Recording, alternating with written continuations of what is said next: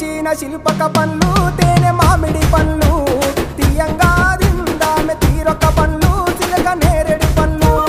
కాబోళ్ళు ఇచ్చిన మక్క కంకులు అవి పాల కంకులు కాల్చుకొని తిందాము కందికాయలు పచ్చి పల్లికాయలు గుజారి గుజారి మామిళ్ళ కిందో నల్ల మామిళ్ళ కింద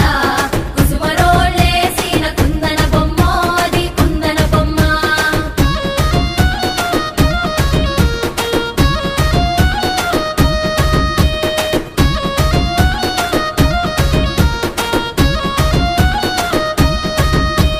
బెస్తలు పెట్టిన పచ్చి చేపలు అవి వట్టి చేపలు